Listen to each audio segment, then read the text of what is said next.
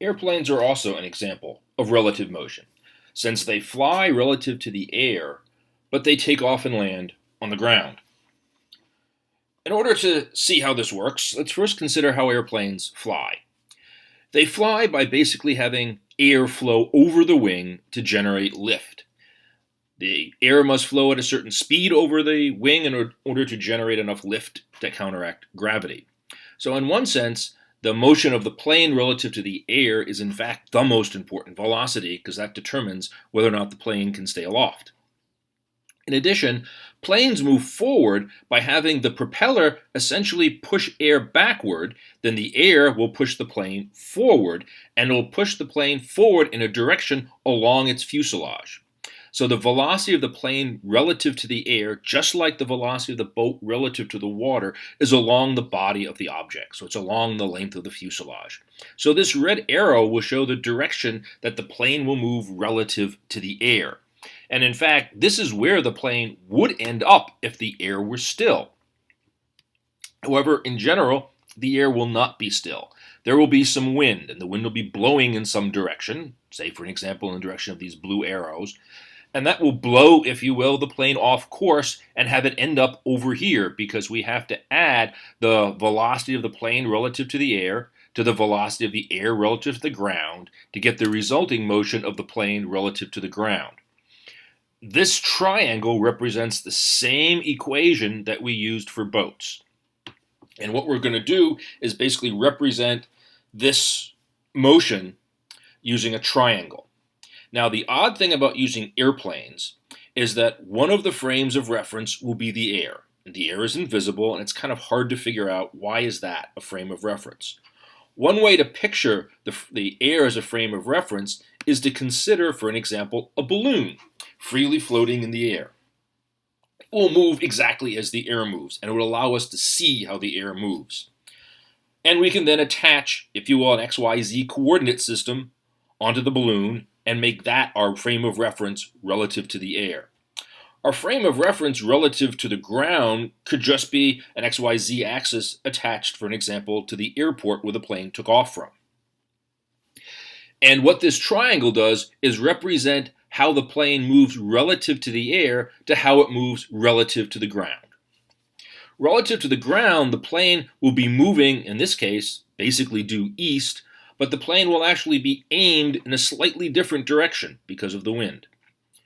Relative to the air, what we'll see if we were on a balloon that started at the same place as the airplane, the balloon would simply be coasting and floating in the air in the direction of the wind, and relative to this balloon, the airplane would just be flying straight off in the direction it is aimed. So someone in the balloon would simply see the plane flying along the red arrow. Someone on the ground would see the plane flying along the green arrow, but aimed in a slightly different direction. Now, after we have drawn this triangle, if we had a problem, the next thing we would do is identify which one of these sides do we know and which one of these angles do we know. We would then fill in all of the knowns and then use geometry and some trigonometry to figure out what are the unknowns. If we want to find out how fast the plane's moving relative to the ground, we have a geometry problem. Okay, let's consider an example. In this example, a guy named Al wants to fly his plane, which has a speed of 188 miles per hour, to visit a friend who lives 400 miles to the north. He finds out that the winds are blowing at 30 miles an hour out of the southwest. And what he needs to find out is what direction does he fly his airplane, noting that he does not want to aim his plane due north, because if he does, the wind will blow him off course. So he wants to aim his plane a little bit into the wind, so it'll blow him back on course.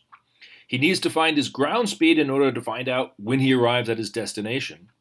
His destination is on the ground, so he must use a velocity in that frame of reference. Now, to solve this problem, first thing we always do is draw this velocity triangle using the information that we are given. Well, we know that he wants to go to his friend Emma, who is due north of him. So that gives us the velocity of the plane relative to the ground. This is his destination, and the velocity relative to the ground in that frame of reference has to be aimed in that direction. Note the 400 miles does not appear in this triangle. This is a velocity triangle, and no distances should appear in it. The next thing we know is that the wind is blowing out of the southwest, which means it's blowing towards the northeast. It's blowing in this direction, out of the southwest towards the northeast. So we draw those arrows right there. And what we're going to end up doing is adding this vector to the velocity of the plane relative to the air to get this green vector as the resultant. And the addition is commutative, so we can add them in any order. So the first thing we're going to do is draw in the blue vector representing the wind. To that, we must add this red vector, which is the velocity of the plane relative to the air, to get our resultant, which is the green vector, the velocity of the plane relative to the ground. And we're going to fill in the things we know. We do know the length of this red vector. We're given how fast this plane moves relative to the air. We're given the wind, that's 30 miles per hour, and we know it's 45 degrees because we're told that it is straight out of the southwest, which means it's exactly between south and west, which means it's blowing exactly between north and east. So this angle right here will be 45 degrees. The other two angles in the triangle we don't know, and we also don't know this side. So what we're going to use is some geometry and some trigonometry in order to find the unknowns. In particular, we're going to use the law of sines because we have this side right here and we have the opposite angle. So we have the sine of 45 divided by 188 is the same for all the combinations in the triangle. In particular, we know this side right here, and we can then find the opposite angle, which I've called x. So we use the law of sines, set this ratio up, and that tells us that x right here must be 6.5 degrees. We also know that the sum of all the angles in a triangle must be 180 degrees, so we can use that to find out the angle y, which is 128.5 degrees. And again, once we know this angle right here, we can use the law of sines to find the opposite side, which is the remaining side, the velocity of the plane relative to the ground, set up the exact same ratio, and we find the velocity of the plane relative to the ground is 208 miles per hour.